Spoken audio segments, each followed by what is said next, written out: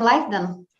So good afternoon, everyone. I'm Jérémy Picot-Clémente from Epic, and I'm really pleased to welcome you here online for this virtual tour event at Heidelberg Instruments. So today is a great day for the Photonics community. We are going to visit Heidelberg Instruments, and before to start, let's watch the video of this virtual tour for introduction.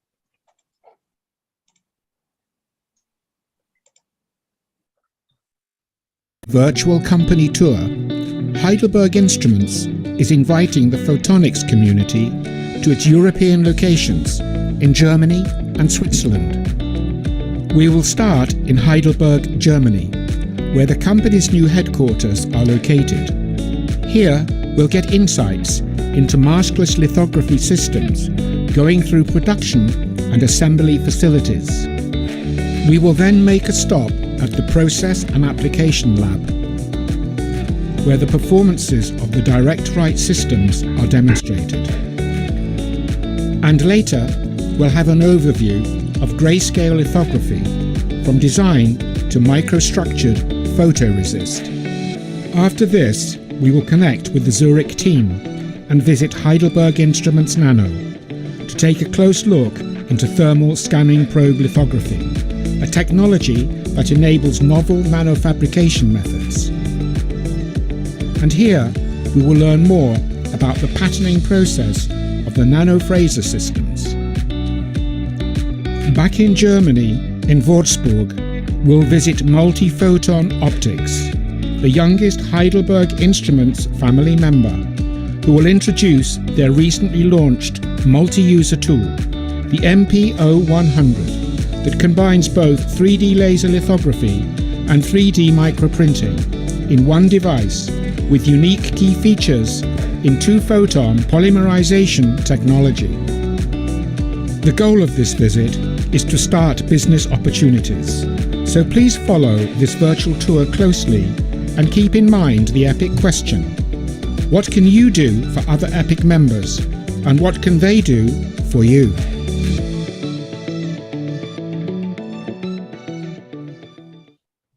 Great opening video. Thank you. So, as many of you already know, Heidelberg Instruments is a company in the field of high precision systems. They have over 35 years of experience and more than 1,000 systems around the world. Heidelberg Instruments is one of the leading international players in the development and production of high precision photolithography systems and also nanofabrication tools. And their systems are used for a wide range of industries, including semiconductors, quantum computing, photonics, 2D material, IoT, and many other related fields in research and development, but also in industrial environment. So as you understood, we'll travel during the next hour. We'll go to Germany, to the headquarters of Heidelberg. We'll go also to Switzerland, and this is one of the strengths of this kind of EPIC virtual event. It will be very important to ask any question we have during the visit. You can raise your hand in Zoom. You can ask questions in the Zoom chat also, or on YouTube, because you are also on live on YouTube. So, and you are also, of course, invited to switch on your camera because it will be better. It's a dynamic and live event, and it's a unique occasion for us and for you to exchange with Heidelberg. So we really hope that you will enjoy this tour, and thanks again to Heidelberg for the trust they gave to EPIC for the co-organization and moderation of this event. And now let's start. Go to Heidelberg Instruments Microtechnik in Germany with Stefan Diez, who is the COO of Heidelberg Instruments, for the welcoming words. Hi, Stefan. Can you hear me? Yeah, thank you very much for the introduction. Yeah, I'm happy to welcome all the viewers to our first virtual company tour here at Heidelberg Instruments. I'm here in front of the entrance of our new headquarters in Heidelberg, and we just moved in here last August. The building was actually built in 2003. The original owner was a manufacturer of truck brake systems, so not really exactly what we are doing, but the building itself did match quite well our demands in terms of size and setup. So we have around 14,000 square meters foot size, and from those around 10,000 for production space, and the rest are offices. So maybe we can now go to the lobby and then start our tour. And if you have questions, please ask. So before we go to the production facilities, I would like to give you a brief overview of our business areas. So we develop and produce micro and nano lithography systems for certain applications, for various applications. You see here in the upper left, our laser lithography systems for photomask fabrication. The photomasks are used for flat panel display, for MEMS sensors, but also for certain semiconductor applications. Here on the lower left side, we have the 2-photon and grayscale lithography systems. They can produce 2.5 and 3D microstructures. Typical applications are in the field of micro-optics, structured surfaces, also scaffolds. On the right side, we see here our maskless aligner systems that are the fastest direct writing tools, and they can replace traditional steppers or mask aligners for various microstructure fabrication applications. Finally, on the upper left side, we have the nanofraser tools. They use a patented technology called thermal scanning probe lithography, and you can create structures down to 10 nanometer. One of the key applications for this tool are 2D materials, which are used also in quantum devices. So if there are no questions, we can move forward to the production facilities. And Stefan, I have a question for you. You acquired Swiss Litho and Multiphoton during the last 3 years. And do you have any other plans for further acquisition in the next few years? Yes, as you may know, we are part of a business consortium called Advanced Manufacturing Technologies. This is a group of companies of about 5 companies, including also, for example, Osiris, who are doing wet processing system, or Genesis, who do software for e-beam lithography. And inside this group, there's a clear merger and acquisition strategy. So I would not be surprised that maybe in 5 years we are 10 companies or more. We don't go through the airlock because the network is not really good. So we go through a side entry, and I have to put on my clothes here.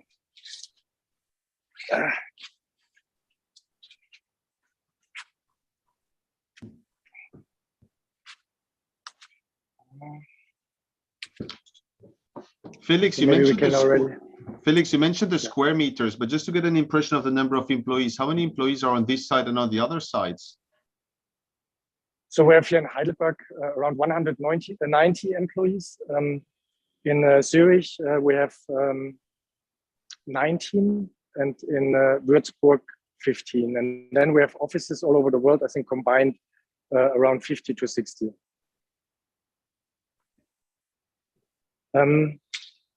Yeah, so we enter now.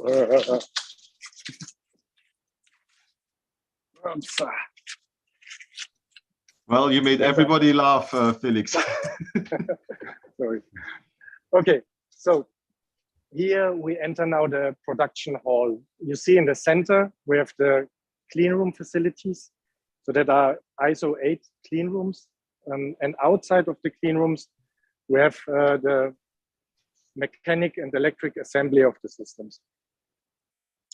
We will walk now where the actual mechanical assembly will take place. I mean, the clean rooms consist of individual rooms. So we have 8 rooms where we do the application of the systems. And they are very flexible. So you can either produce 8 small systems or 1 or 2 larger systems. So that was important for us because our product portfolio changes quite often. So we're entering now here the mechanical assembly space. And Stefan, about the clean rooms, to which requirement did you decide to build this clean room actually? So we decided to have ISO 8 specifications for the cleanliness, but important was also a very good temperature control and humidity control. And also in addition, besides the technical facts, we also want to have a system which is very economical and efficient. And that was a very good thing, because everybody knows how the cost for energy has raised just recently.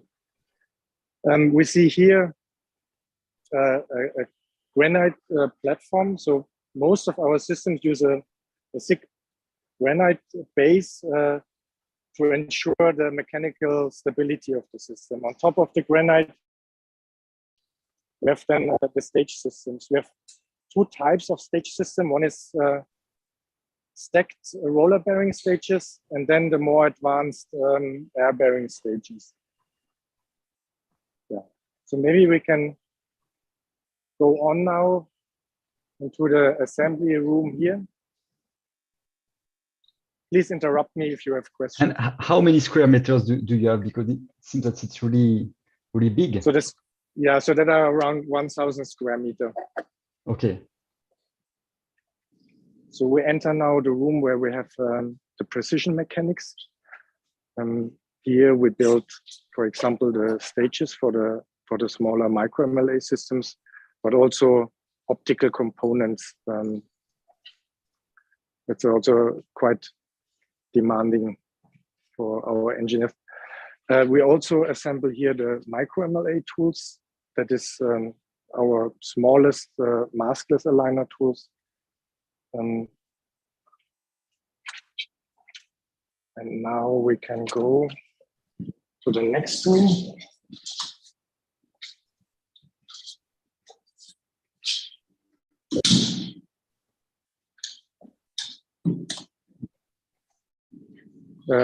Here in this room, we have tools for optic measurement and calibration of optical components that can be single lenses, but also complete optic modules.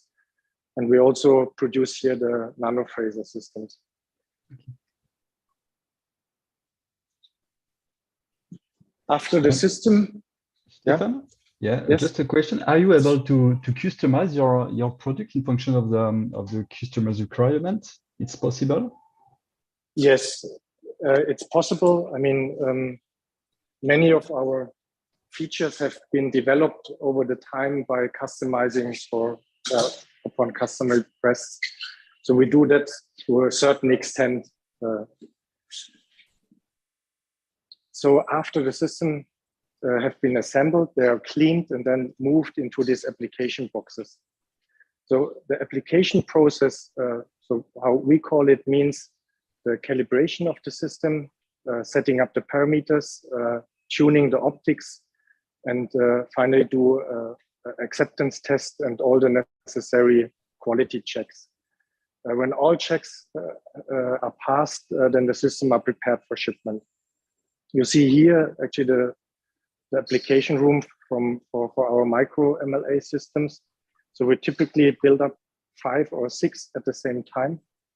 And usually we produce around 40 systems per year. Yeah, sorry, Stefan, we have a question from Tracy Vanik. Oh, hello, Felix. I'm going back a few rooms to your precision mechanism room where you do the optical component assembly.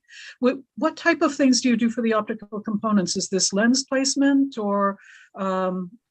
Yes, it's lens placement, but there are also electro-optical mounts. Yeah? So you like zoom modules where you can adjust the zoom of the optics, and rotation modules. And here you have to assemble the individual parts, and it's very critical to also have the right tolerances and so on.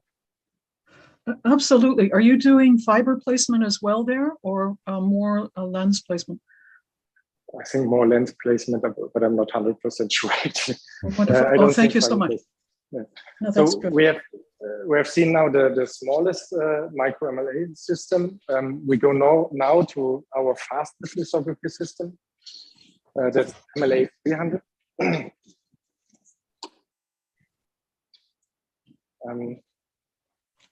So that are lithography systems for high volume production. We have at the moment here 5 systems. You see here in the center, automatic loading system is attached to the main unit. So that allows us a complete automatic exposure and process. This is a special customized system where we can have up to 7 load ports for different substrate sizes and substrate types. Wow. Yeah, a question from Francesca Moglia.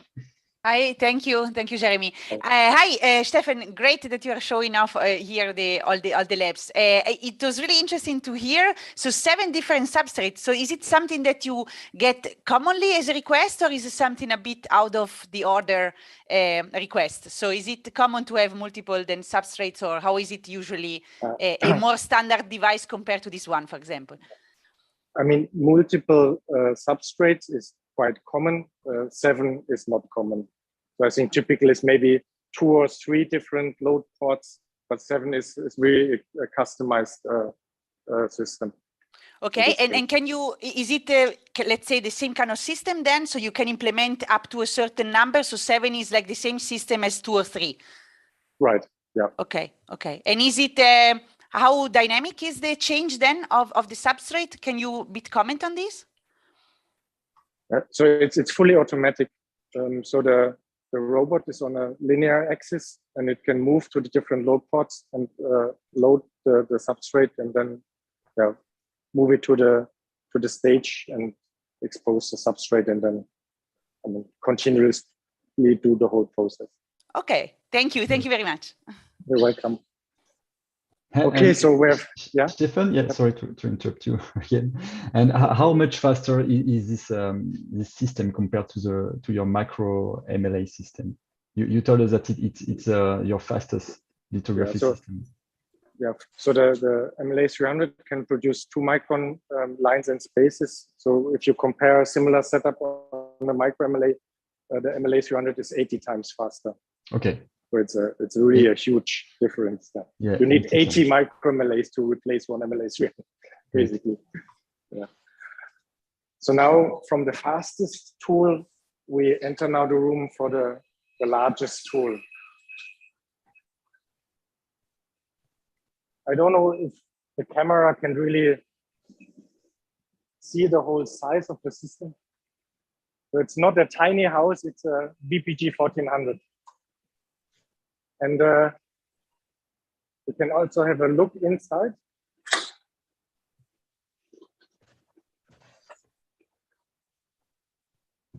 So the VPG 1400 has a weight of around 25 tons and a footprint of 5 by 7 meters. It can produce features down to 750 nanometer with a CD accuracy of below 100 nanometer. And that over a size of 1.4 by 1.4 meter. So you see it's a extremely heavy granite, but also a really large air-bearing stage. A typical exposure takes here around 30 hours. So it means during this time, you have to keep the environment very stable. And that is one of the big challenges here. Yeah, a question from Tracy. Tracy, please. Oh, Stefan, and I'm sorry, I called your name incorrectly the previous time. Please forgive me. But what would this system be used for? I mean, the amount of granite that's there for the precise alignment and placement, what would this be used for? Sorry, I did not, maybe I have to close the door there. Can you please repeat again? Yes, I'm sorry. What would this system be used for? I mean, this is a very heavy system, very big. Yeah, good question. I forgot to mention that. Yeah, so one of the typical application is photomask for display application. So that, for example, generation 8 display photomasks, which are typically around 1.4 by 1.4 meters. Wow, okay. I was wondering how that was done. So, yeah. That's amazing. Yeah. Okay, so. Okay, I'm sorry. Another question from participant, from Antonio Raspa, Epic. Yes, nice to meet you. Very impressive, this system. Is it the system isolated from the ground, or how you achieve the isolation from this machine from the rest of the building? Yes, huge. You maybe also see that here. That, okay, I see now. I see now the fit. Isolation system, but also the huge granite, of course, makes sure that there is not a lot of mechanical impact from the environment. Sure. Thank you. You're welcome. And Stefan, how do you manage the transport of the VPG? I mean, it's a huge machine. How? That's a very good question. So the system has to be partially disassembled. So the flow box around can be separated in two parts, but also part of the mechanical system has to be disassembled. And then it can be shipped by aircraft, but only certain aircrafts can transport this huge and heavy granite. Yeah. That means on the customer side, we have to assemble it again and also connect all the electronics again. And that means we have to send a team of electronic assembly application experts to the customer side to get the work done. And that can take up to several months, depending on the configuration, until the system is accepted by the customer. Okay, impressive. Thank you.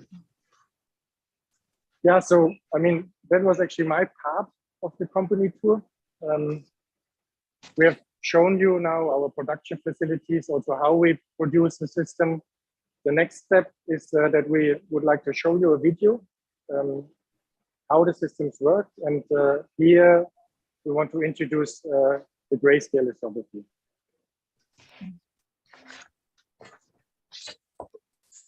Miniaturization. Complex topographies on the micro scale, like miniature Fresnel lenses, cannot be made with traditional methods. Maskless grayscale lithography is the enabling technologies for such breakthroughs.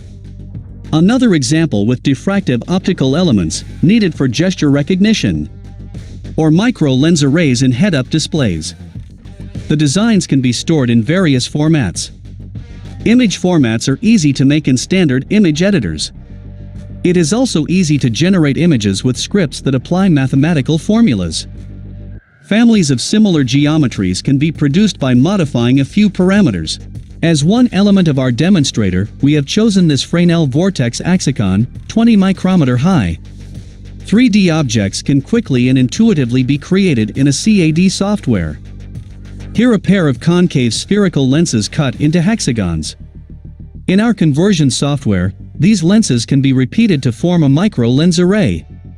Our HiConvert 3D software converts the designs to machine data. In this example, we will combine the micro lens array, the Fresnel Vortex Axicon, and our logo. Parameters can be set to define the right mode, the size of the array, the dynamic range of the gray values, the offsets between the elements, and the writing strategy.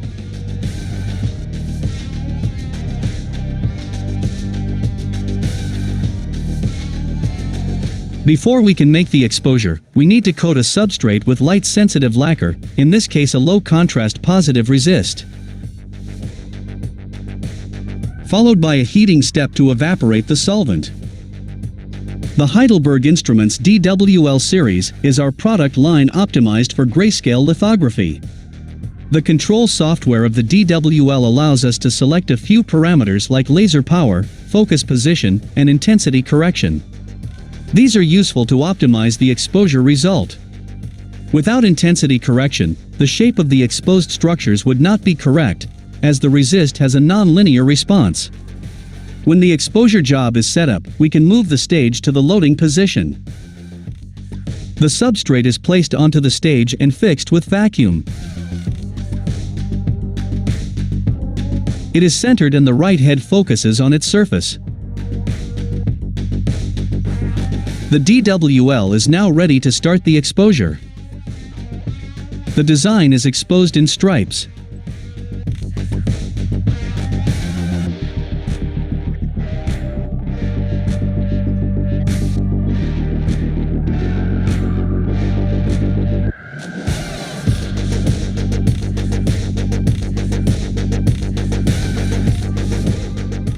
When the exposure is finished, the substrate is taken out and placed in developer solution. The partially exposed photoresist is removed during the development. Then the substrate is rinsed and dried. The structures are now ready for inspection. A standard optical microscope is limited to viewing from the top. A confocal microscope offers the ability to measure a 3D topography. The measurement output is a 3D surface. The measurement is also used to optimize the exposure by comparing the measured cross-section with the target profile. Analysis of the structure can also be done in a scanning electron microscope.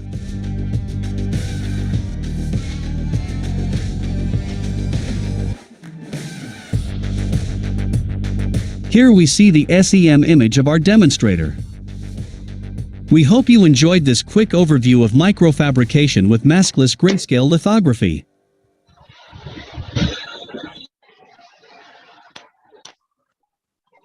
Yes, hello also from my side. I hope you can all hear me. Yeah, that's perfect, Christian. Okay, my name is Christian Pies and I'm responsible at Heidelberg Instruments for the Process and Application Lab. And that's actually where we are right now. So it is an ISO 7 clean room, which is located next to our production clean rooms that you've just seen. And yeah, as you can see, we're in the machine room right now, which at the moment has a DWL66 Plus placed in here. In the back, you can see a micro MLA tabletop system. And finally, at the moment on the left side, an MLA 150 maskless aligner. These systems are installed here permanently, and we use those to do test exposures for potential customers to benchmark our systems. So we want to show, of course, interested customers that our systems are capable of doing what they need for their typical application. So we work with many different photoresists, with many different substrate sizes, and of course with customer designs for these applications. Yeah, the room is still quite empty since we just moved in here about half a year ago. We will place more systems in here in the near future. So we will add a second micro MLA and also an MLA 300 to also have that as a permanent system available. In the last year, we've done about 115 individual benchmark projects for our customers, basically global customers. In pre-COVID times, we've also done many on-site demonstrations of our tools. So we really want to show people how the software works, how the machine works, and so on. Of course, because of the pandemic, this went down quite a lot. But in 2019, for example, we had about 40 visits over the year. And do you plan to do it again? Yeah.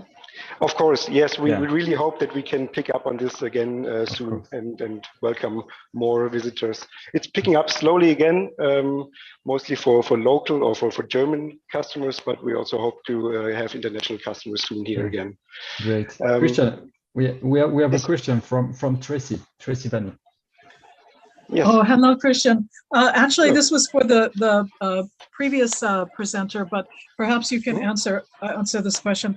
So from what I can see from your systems, there's incredible mechanics that has to be involved in order to have the precision that you need to make your molds to make the process. And then I also noticed that you have the software as well to enable this, and you do the testing. And do you do your own photoresist? Do you do your own chemicals as well, or? This is not the case, but we collaborate with resist manufacturers to customize certain resists, for example, for grayscale applications, to develop some new resists. So basically, they do the chemistry, and we do part of the testing with our machines. That's wonderful. Is there anything else I've missed? So you've got the mechanics, you've got the software, you've got the testing. Is there another part of the process as well that you provide? Another part of the system that you provide? Yeah, basically concerning the systems, we try to provide as much know-how by ourselves. Yeah, so as you mentioned, the software, the electronics integration, the mechanical construction, and so on. For the final applications of our customers, we at least try to give some advice on how they can, process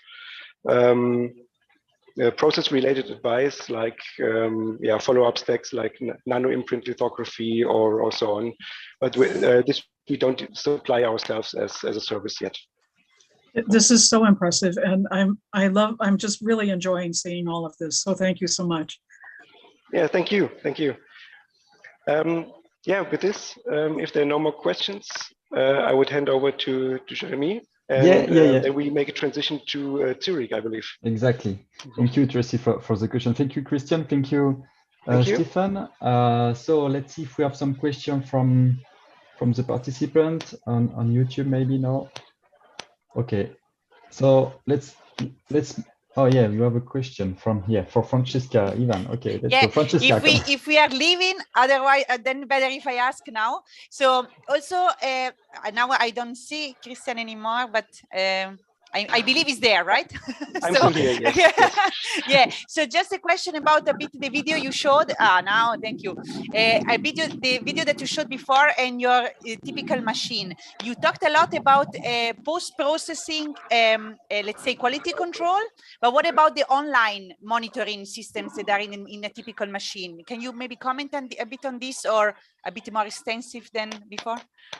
Yes, so actually doing the exposure, of course, we're real-time monitoring the position of the stage. In most systems using interferometers, and we are also controlling the position of the right lens, so the focus point of the beam, basically. That's also real-time correction that we apply to also follow topographies of warped substrates, for example. Okay. Yeah. Great, thank you so much. Thanks, thank you, Francesca. We have a question from Pavel. The company is Cyclas. Come on, Pavel. Hello, can you hear me? Yes. Perfect. I was just wondering if you can give it like a top-level overview, how you achieve three dimensions in your methodology. So what you've seen in the previous video, that's basically what we call 2.5D geometries. So we can only create topographies with this grayscale method by basically only exposing the top part of the resist, which will then be removed during the development process. When we go to real 3D applications, we'll hear later from our colleagues in Würzburg at Multiphoton Optics how this is done. It's also an optical process, of course, but the technology behind it is a bit different. And I guess they are the experts for this. Thank you very much. Thank you for our question, Pavel. And last question from Ivan Nikitsky from Epic. Ivan. Yeah, thank you very much for the presentation, Christian and Stefan. I think you partially mentioned this, but maybe you could highlight. So which of these systems are really unique to Heidelberg Instruments, so that can be obtained only from Heidelberg from your customers? Yes, so basically, all of our systems. No, I mean the DWL systems. They are the specialists for grayscale lithography. So for 2.5D topography creation, like micro optics and so on. And I would say these are basically the fastest systems that can fastest direct writing systems that can do this kind of application. For the other systems like the micro MLA, MLA 150, MLA 300, these are basically systems that that can replace mask aligners in typical labs or production facilities. So it's completely different technology since we're direct writing, but the application is similar to mask aligner applications. Okay, thank you. Thank you, Ivan. We have another question in the chat, in the Zoom chat, from Axetris. Jenny.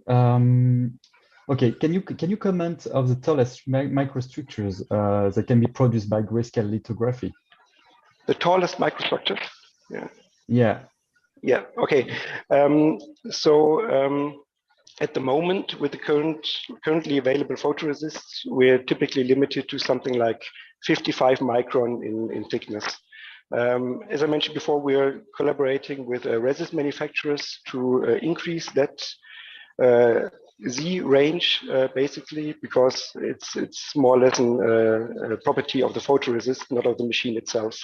So we've demonstrated in experimental resist formulations also thicknesses of around 100 micron, and of course we hope to get to higher thicknesses also with new formulations of the photoresist. Okay, great. I hope that it answers you, Laura. So thank you very much, Christian. I think that we have no more question for this part. Then we can move on now. So let's go to Switzerland to visit Heidelberg Instruments Nano, which is one of the most successful high-tech startups in Switzerland. They offer a unique technology in the fabrication of tiniest nanostructures required for many cutting-edge technology, from, for example, quantum electronics to DNA sequencing. And now we are welcomed by Matthias and the sunshine. Good afternoon, Matthias. The floor is yours. Grüezi and welcome to Zurich. My name is Matthias Bürke. I'm the Chief Financial Officer here at Heidelberg Instruments Nano, formerly called Swiss Litho. I'd like to introduce you into our company, and as I'm a finance person, I would like to I do like numbers, so I would like to start with a countdown. We are here 10 years on the market with the Nanofraser. We have 9 PhDs on board related to nanotechnology, 8 women in the team out of 20, 700 square meters here at this premises in Zurich. We are already 6 months at this great place. We have done 5 academic industry collaboration projects, 4 years part of Heidelberg Instruments. 3D nano patterning is easy for us. We offer 2 different nano lithography techniques, and we have 1 lab, and this is the one I'm going to show you now.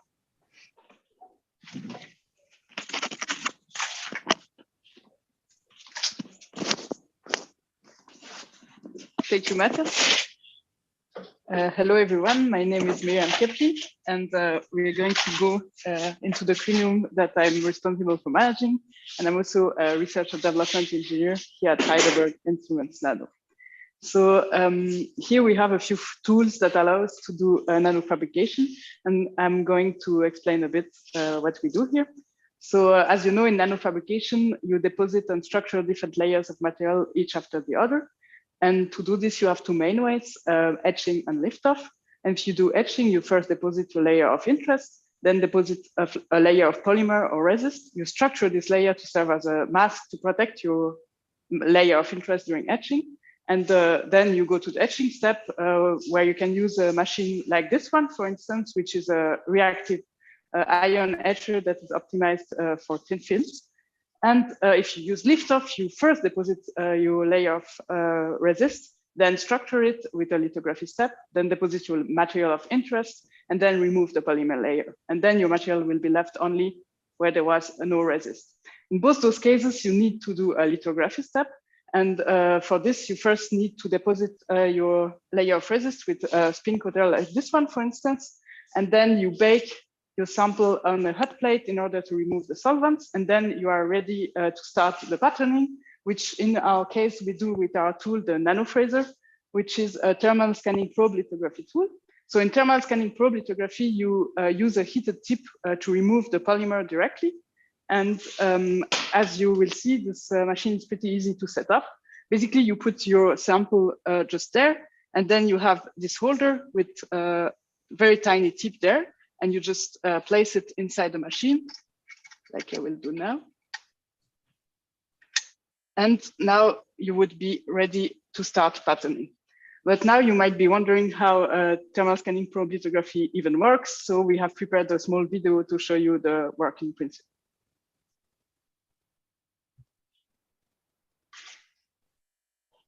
Video of the thermal scanning probe lithography. We see the target pattern on the bottom left and the result on the bottom right. The pattern is written pixel-wise using our unique cantilevers that have a heated nanoscale tip at the bottom by scanning line by line over a sample coated with our special PPA polymer. The heated tip is actuated electrostatically by applying voltage on the tip and the sample. By accurately controlling the amount of deflection of the cantilever, we can control the patterning depth at each pixel. The cantilever also has an integrated reader that allows in situ imaging on the way back with a colder tip after writing each line. This is indicated here with a red tip for writing and a blue tip for reading back the line in contact.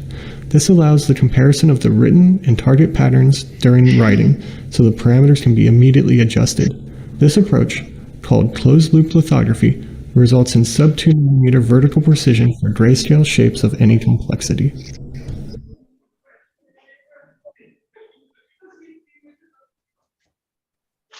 Thank you, Neringa, for the video. Simon? Yeah, I'm here. Simon? Can you hear me already? Okay, we have a question from Thinkmin. Ruth. Oh, sure. Hey, it's just a comment. So I did nanolithography with AFM and STM about in the 80s and 90s. So I'm very amazed how fast that is now. So what is the maximum speed you can actually drive? So the fastest speed we demonstrate, linear speed, is 20 millimeter per second. And then typically we work around 2 millimeter per second. In kind of that is really amazing. And what is the depth you can achieve with the method? So typically write up to 120 nanometer. Okay, thank you. Very amazing, very great work. Thank you. Thank you. And okay, another question from Panayotis Vergeris. Epic, Panos. Hello.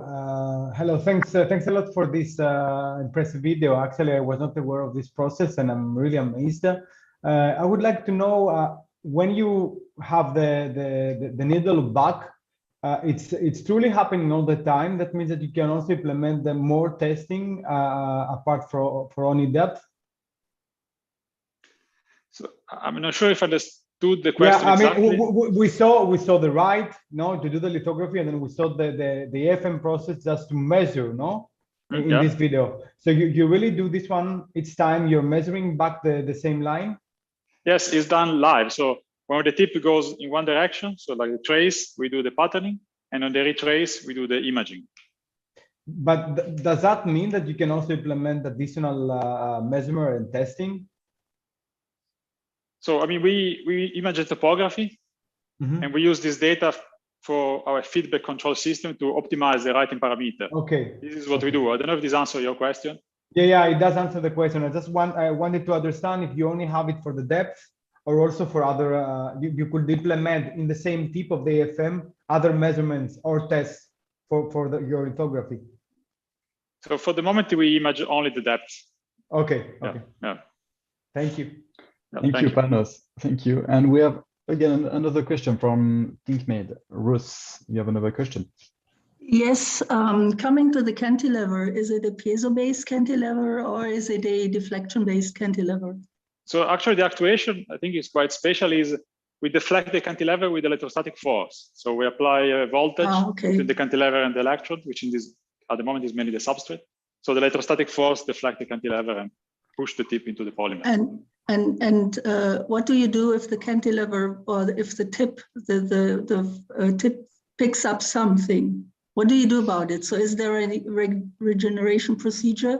Because typically in AFM, you pick up stuff, right? It's like this is a very good question, actually. So this tip contamination, we call it, is one of the main topics of our research. So one thing we did, we optimized the cantilever production and the polymer to have as little of this contamination as possible. But still, it can always happen that something sticks on the tip.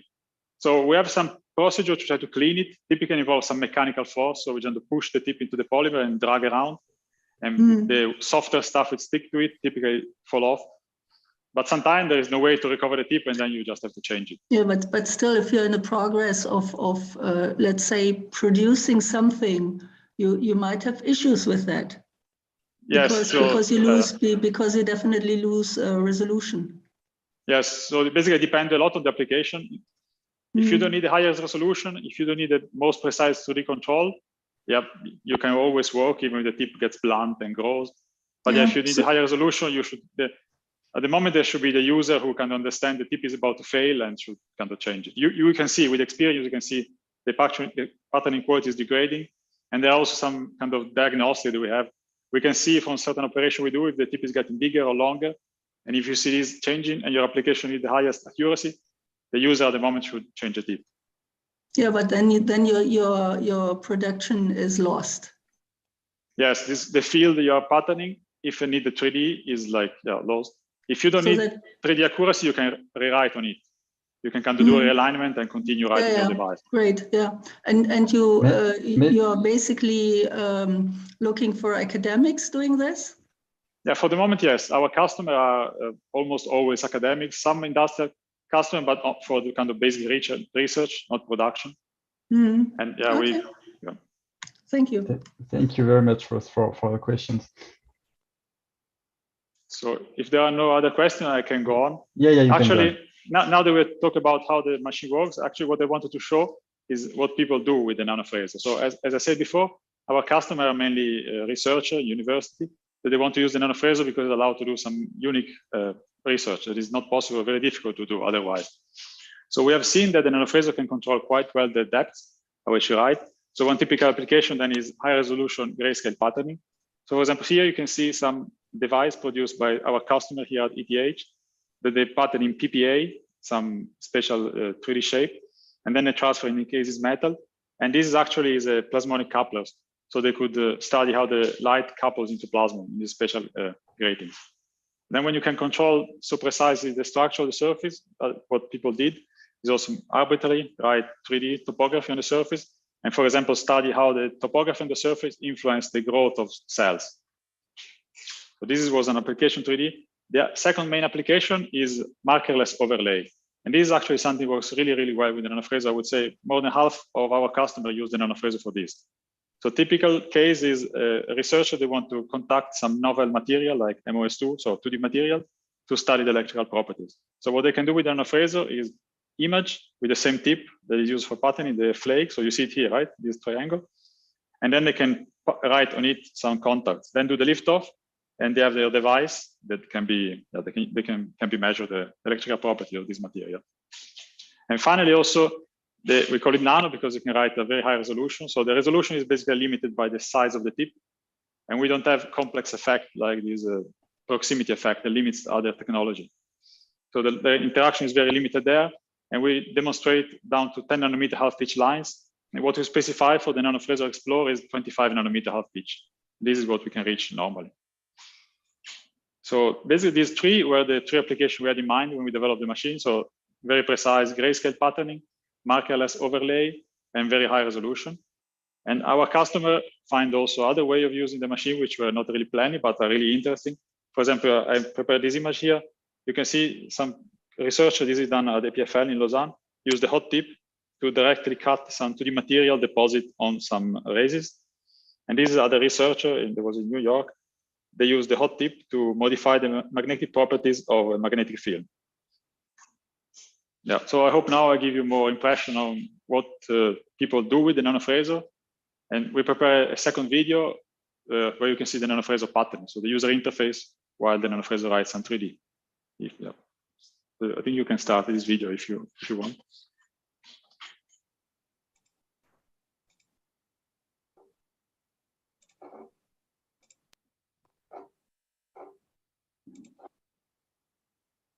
Of more than 20 years of intensive R&D that started at IBM Research Zurich. This video shows the thermal standing probe lithography in action. The user can simply load any image, assign the pixel size and depths to define the target geometry, and start patterning. Here we see the line-by-line buildup of the Epic logo being patterned. The camera image on the right shows the standing of the cantilever over the sample. We can clearly see the patterning of the different depth levels in the logo. All the parameters required are calibrated automatically.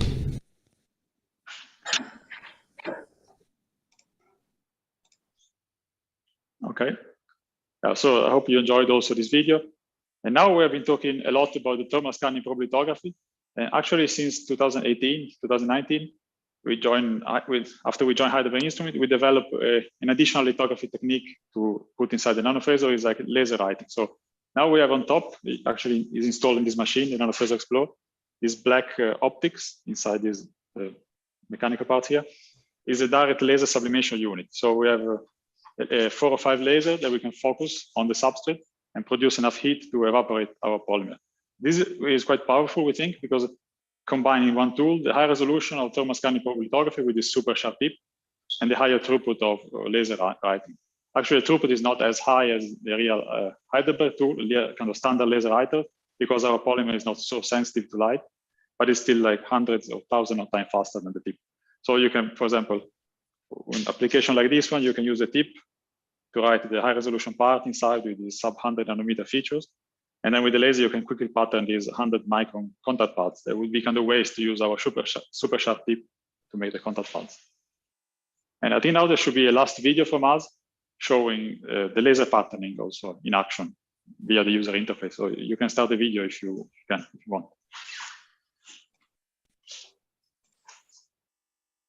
Automation module, nano and microstructures are now seamlessly and quickly written into the same resist layer in a single fabrication step. Here, we see the same EPIC logo now patterned using the laser. We can achieve high throughput exposure of coarse structures in the same exposure step using 405 nanometer wavelength CW fiber laser. The system automatically calibrates the offset between the laser and the tip to easily perform mix and match lithography. Yeah, so this was all we wanted to show you. I don't know if there are other questions. I would be happy to try to reply to them. Yeah, otherwise it's back to EPIC. Yeah, thank you, Simon. We have a question from Francesca Moglia. Yeah, please. Yes, thank you. Thanks a lot. Thank you also for showing this part. I'm a bit interested about the fact you said that your resist is not that sensitive to, so you're not as fast as in the standard device because the resist is not that sensitive to the wavelengths you have. Would another wavelength help you? Do you want to give us a wish list, which is the laser that you would like to have? So, I mean, we know the absorption spectrum of PPA. And we know it should start to absorb, well, a much shorter wavelength. I don't remember exactly the number, but like maybe less than 300 nanometer, 270 something. Okay. So but then it's quite extreme, right? The optics will become a bit more complicated. Oh, yeah, a bit. Yeah. But yeah. But that is a bit the target. Okay. Mm-hmm. But at the moment, we compensate for this with quite high power. So we have a 300 milliwatts laser inside. Mm-hmm. So it just, even if the absorption is so low, it kind of evaporates the resist. And actually, we start to understand better the process. We think the energy is absorbed not in our resist, but in other layers. And then the heat is transferred to our resist that then evaporates. Okay, so that is also a bit the slow part. Okay, so there is a bit the room for improvement there. You know, EPIC wants always to know how we can help you. So now we know something that could be made better, but in an already optimal system. Thank you. I think it would be really cool to have a super sensitive resist that we can pattern with the kind of standard laser writing, like moving the laser beam, so we can have a super high throughput. And then with the tip, we just do this central part with the 20 nanometer half pitch resolution. I think that would be a cool combination. We are kind of working also in this direction. Very good. Very good to know. Thanks a lot. Yes, thank you, Francesca, for the question. Maybe if we have no more question, we can go on. Thank you very much, Simon, for the presentation. Thank you to Matthias and Miriam from Zurich, Heidelberg Zurich. So now we can go back. Yeah, see you. We can go back to Germany, where we meet the Multiphoton team. Multiphoton is a company recently acquired by Heidelberg Instruments. They will present to us their innovative 3D printing and lithography technology. So we'll be welcomed by Benedict Stender, the CEO of Multiphoton. Good afternoon, Benedict. Can you hear me well? Hi, Jérémy. Thank you very much for the introduction. Welcome everybody to the world of Multiphoton Optics. As Jérémy has already mentioned, we are the youngest family member of Heidelberg Instruments. We have been acquired by Heidelberg Instruments exactly 1 year ago, and Multiphoton Optics itself has been a former Fraunhofer from a spin-off from a Fraunhofer Institute here in Würzburg, and we were founded back in 2013. So what are we doing? We are complementing Heidelberg Instruments product portfolio by this beautiful tool, which is called the MPO 100. Core technology is two-photon polymerization. I will show you this tool later live. So maybe first to our facility itself. So we have approximately 500 square meters. Half of them is for laboratories. And we are 15 employees. And we're always looking for highly motivated people. So I encourage you to check out our website to look at open positions. Our tool, the MPO 100, was designed for the specifications 1, 10, 100, and 1000. What this exactly means, I will show you later, but it's concerning the print height, surface quality, feature size, as well as scanning speeds. And the technology is very unique and has very opens very special possibilities. For example, in the manufacturing of active elements, such as optics, stacked micro lenses. And very unique for this technology is that we can print on pre-structured devices, which we call on-device printing. So this is what you see here, typical photonics application, printing of optics on LEDs or on lasers.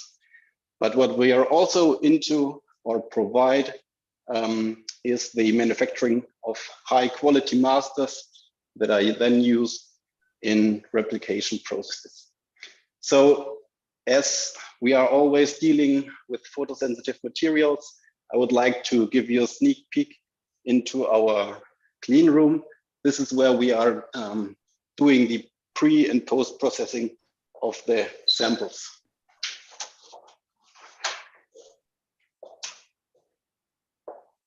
So what we do typically here is we drop cast the photoresist on the substrate that we are printing on. Then we go to the machine, do the exposure, come back, do the development step of the sample, which means in contrast to Heidelberg Instruments Nano, in Heidelberg Instruments, we are mainly working in an additive way. So the exposed parts of the structure remain on the substrate.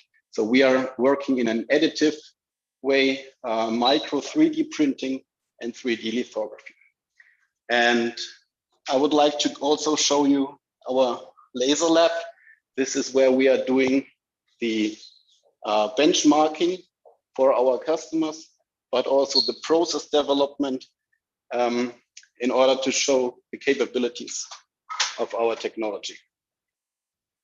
So what you see here is the big laser lab where we have installed several machines of the former generation of our two-photon tool.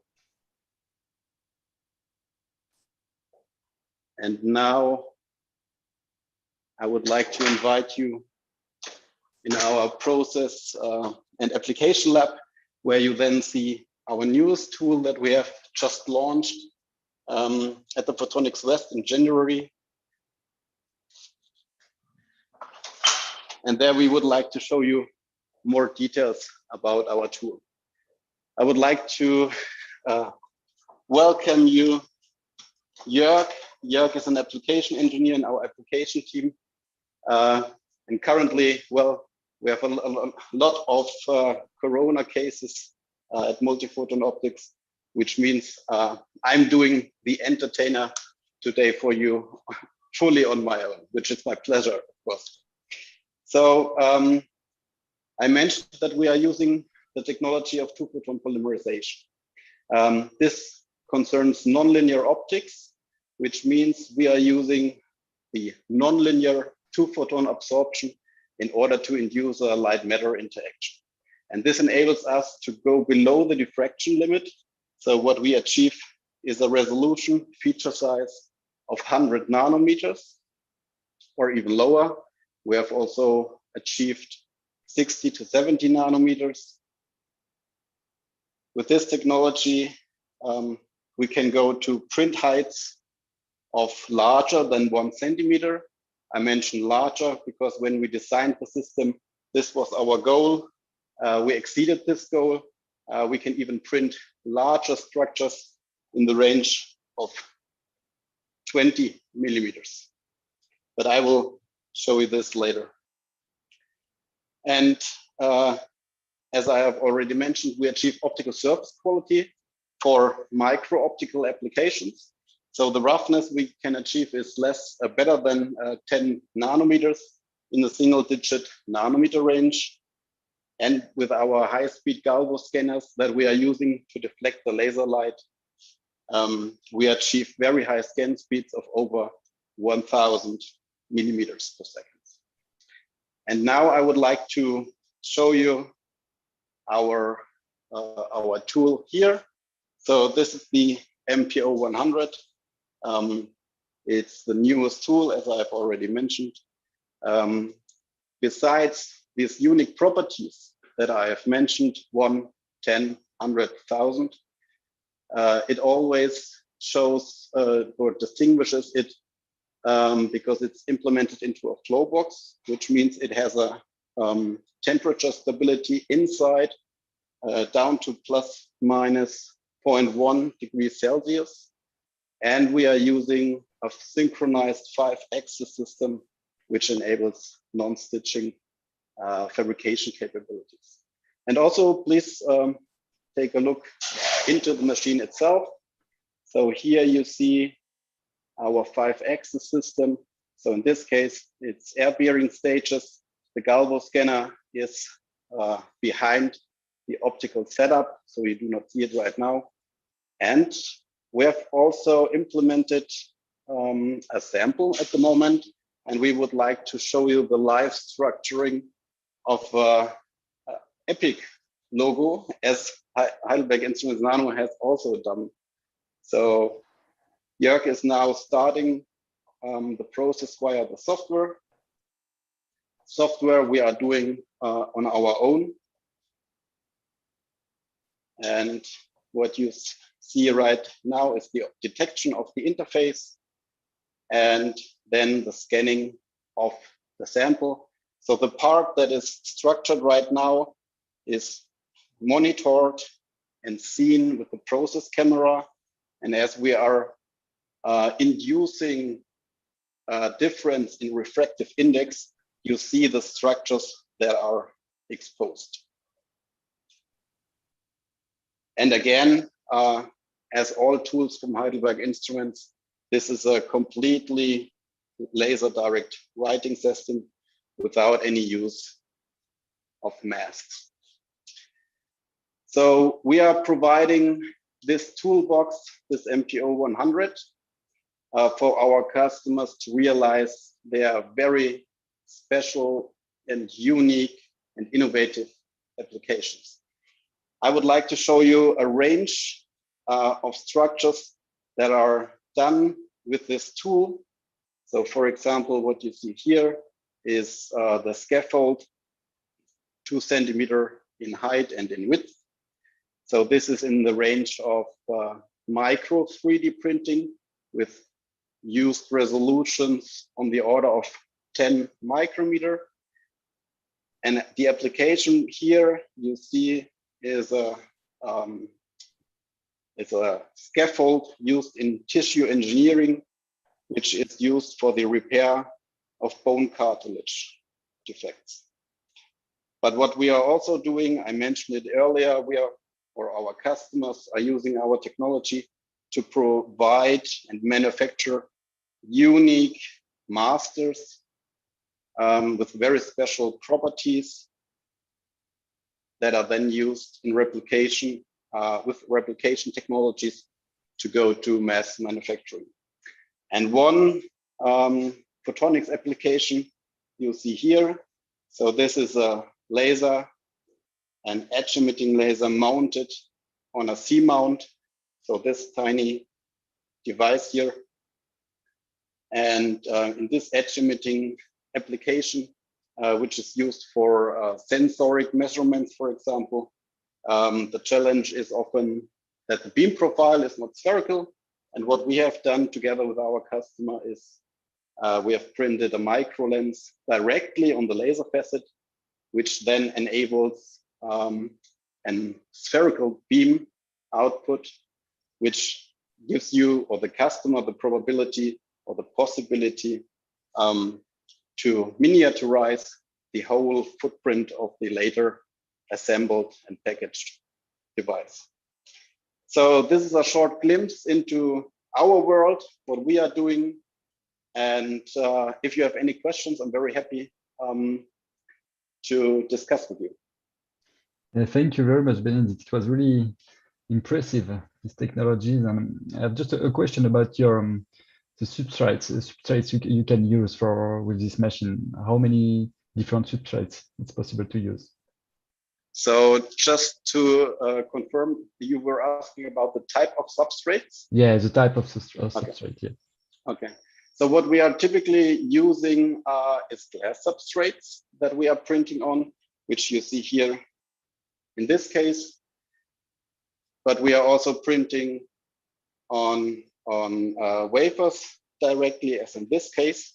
And I mentioned it earlier, that we are actually not bound to a certain type of substrate or even form of substrate, because we can print directly on devices. So, and this is really a unique possibility with this technology, that you can print on lasers directly, photodiodes on fibers, which means you do not need to assemble it afterwards. You can functionalize your pre-existing device directly with our technology, giving it new features. Thank you, Benedict. Really impressive. We have two questions. The first one from Accetris, Laura Jenny. Yes, so if I understood correctly, you mentioned due to the very tight control over the temperature within this chamber, you basically can produce stitching-free structures. Does that also apply to optically active surfaces? So can you print surfaces that are larger than the scan field with the Galvo? Or is that still kind of the limit? So you are right. What is typically done with this technology is that the Galvo scanner is used in order to manufacture the structure you desire. If you would like to print larger structures that exceed the writing field of the Galvo scanner, you do a typical step and expose. And in between the areas that are touching, you have the stitching seams. What we do, we apply our synchronized 5-axis system, which means the air-bearing stages are synchronized with the Galvo scanner, and this means that both the sample and the laser light are simultaneously moved and deflected, which gives you the possibility to print larger structures in one step that are larger than the scan field of your Galvo scanner. Typical application is, for example, cylindrical micro-lens arrays, which can be printed in one step. So each cylindrical micro-lens is manufactured without stitching seams. Thank you. Thank you. Thank you, Laura. And a question from Tracy Vanik. Tracy, please. You are muted.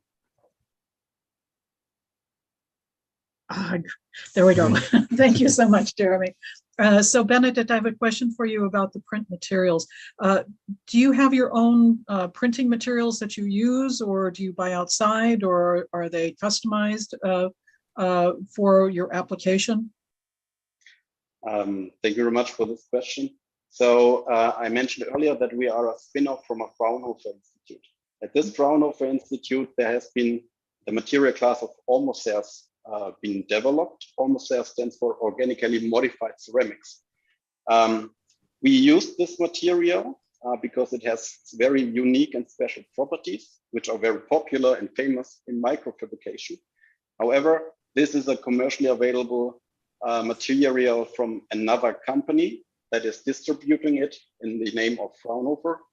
And so we do have experimental material on our own, which we think of commercializing. However, our experience is that the customers that use our tool would like to rely on commercially available and tested materials. Even for medical applications, for novel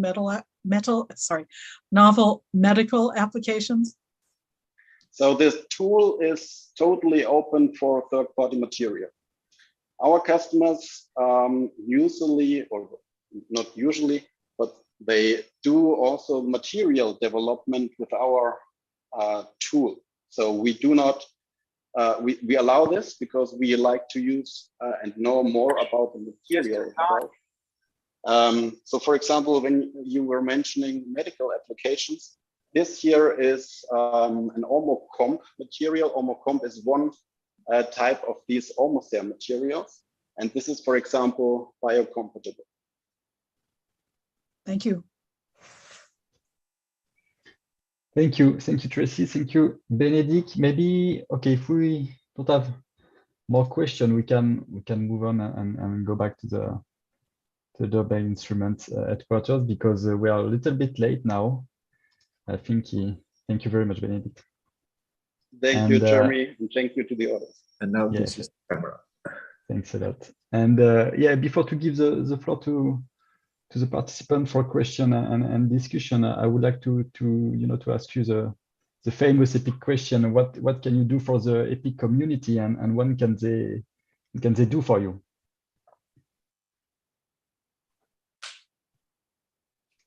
Okay, sorry. Can you repeat again, please? Yeah, the EPIC question, what can you do for the EPIC community, and what can they do for you? Yeah, so I think what we have shown today is that, I mean, our big expertise in different kind of lithography technologies. And I mean, we can offer this expertise and give you advice with your application. I mean, if it's feasible, discuss about processes and and show also possible solutions. I think that's our expertise, and that is what we can offer.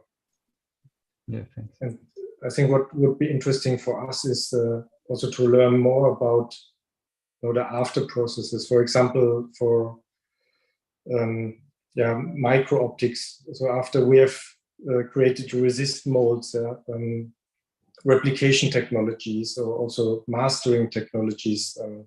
So I think there we still have a lack of knowledge, and whoever can help us here, that would be really great. Great, thank you. So do we have some question from participants? Okay, we have a question on YouTube from Salahuddin. Noor, what is the accuracy of patterning alignment when you use both laser and hot tip for patterning some structure? I think it's for Benedict. So Benedict, you're still here? This is from Zurich, I guess. Can you hear us? What is the accuracy of patterning alignment when you use both laser and hot tip for patterning some structure? Yes, it's for Zurich. Yeah, hi. So depends on what you do first. So if you do first the laser and then the tip, then the alignment accuracy is the one that we specify for the pattern with the tip, which is then this 25 nanometer. If you do the other way, so first the tip and then the laser, we cannot do some smart correction of the positioning. So the accuracy is given by our stage. And what we specify is 600 nanometer, because there can be some error. We can sometimes do better, but what we specify from tip to laser is 600 nanometer. The other way is 25. Great, thank you. Thank you, Simon. I hope that it answers well Saluddin's question. Other question, participants? Oh, yeah, I have a question for you, Stephen. Okay, we have seen during all the visits that you are growing a lot at Heidelberg Instruments, and it's great actually, because it also means that the future seems bright for Heidelberg. So can you give us your vision for this future? I mean, in terms of market and in terms of technology evolution. I hope I understand the the question correctly. So I think our vision, our biggest potential market is in the field of direct writing for industrial applications. So that is where we just enter with the MLA 300. And there are still some gaps to bridge in terms of throughput, but here potential applications in the field of advanced packaging, 3D integration, and so on. I mean, that is of course a huge market, but we see also big potential for our new acquisitions. I think two-photon polymerization has a lot of opportunities for optical applications and also in the field of life science and so on. But also for the nanophaser, I think the technology which can write down to 10 nanometer and does not have all the problems which you have with E-beam systems, that is really unique. And we are working on improving the throughput. There are already some projects ongoing. And I think if we have a faster system, then also a much wider range of applications will be possible. Yeah. Great. So I think that was maybe quite right, but yeah. Thank you. Thank you very much. We have a question from Ivan Nikitsky. Ivan? Yes, thank you, Stefan. What would be the ultimate resolution that you could reach with this laser writer systems? Could you think of reaching the 2-3 nanometer nodes that are used in the steppers? No. Actually, we are quite far away from that. So what we can achieve now, I mean, we specify with the 66, with the DWL system, 300 nanometer. We have also shown in some tests that we can go maybe to 250, maybe 200 nanometer. But here's at the moment with our tools the limit. I mean, if you go to deep UV wavelengths, it's maybe possible to go to 100 nanometer. But if you want to go lower, then with two-photon and also with the thermal scanning probe, I mean, you can achieve much higher resolutions. Thank you. Thanks, Ivan, for the question. Okay, well done. If we have no more questions, and maybe before to close the live on YouTube, I would like to thanks a lot Heidelberg Instruments again for this impressive visit. It was really interesting to see what are your activities, to discover also your several sites and in Germany and Switzerland, and also to be introduced to your different products. And we really understood how the innovation is actually a part of the Heidelberg Instrument spirit. So I would like also to thank Heidelberg for the trust they gave to Epic in the moderation of this virtual tour. It was actually, okay, for me, my first virtual tour as moderator, but also as participant. And I hope that it was enjoyable for everyone. And thank you to all the participants, of course, for the question and interaction. This is a part of the spirit of this Epic event, and we had a really interesting discussion around the visit. So thank you for that. And last but not least, of course, thank you to the Epic team, Neringa and Lisenda for the organization and all the backstage work, which was really rich and important. So thanks again to all. We really hope that you enjoyed this virtual tour event, and feel free to come back to me, to us, if you have any further question after the event. So we are going to close the live on YouTube and the recording, but for those who want to stay, we will continue the discussion together. So thank you very much to all. Thank you for interesting discussion. Thank you. Thank you very much. Thank you. Bye.